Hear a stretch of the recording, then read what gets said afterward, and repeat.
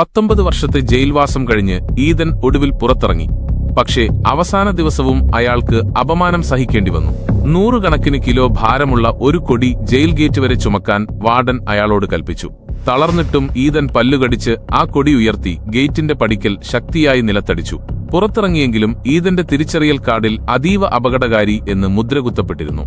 അയാളുടെ കുറ്റം വിശന്നു വലഞ്ഞ തന്റെ മരുമകനു വേണ്ടി ഒരു കഷണം റൊട്ടി മോഷ്ടിച്ചതായിരുന്നു. ജയിലിന് പുറത്തും സമൂഹം അയാളെ ഒരു കുറ്റവാളിയായി തന്നെയാണ് കണ്ടത്. അന്ന് രാത്രി ഈദൻ ഒരു പള്ളിയുടെ പുറത്ത് കിടന്നുറങ്ങി. ഒരു വൈദികൻ അത് കണ്ട് അയാൾക്ക് ഭക്ഷണം നൽകുകയും രാത്രി അവിടെ തങ്ങാൻ ഇടം കൊടുക്കുകയും ചെയ്തു.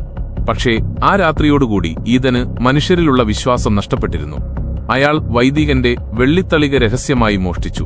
പോലീസ് അയാളെ പിടികൂടിയപ്പോൾ വൈദികൻ പറഞ്ഞു, അത് ഞാൻ അയാൾക്ക് കൊടുത്തതാണ് എന്ന് മാത്രമല്ല, തന്റെ കൈവശമുണ്ടായിരുന്ന 2 വെള്ളി മെഴുകുതിരിക്കാലുകൾ കൂടി ഈദന് നൽകി.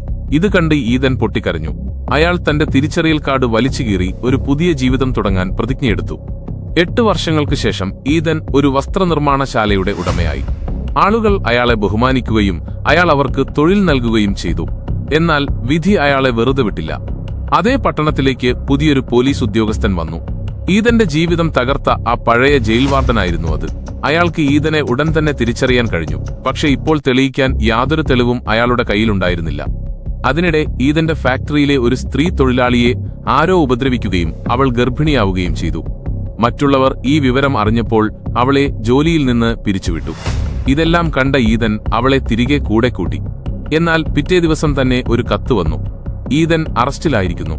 യഥാർത്ഥ ഈദൻ കോടതിയിലെത്തിയപ്പോൾ ഞെട്ടിപ്പോയി. അറസ്റ്റ് ചെയ്യപ്പെട്ടത് അയാളെപ്പോലെ തോന്നിക്കുന്ന മറ്റൊരാളായിരുന്നു. തെളിവുകളില്ലാത്തതിനാൽ കോടതി ഈദനെ വെറുതെ വിട്ടു. ഇത്തവണ അയാൾക്ക് യഥാർത്ഥത്തിൽ സ്വാതന്ത്ര്യം ലഭിച്ചു.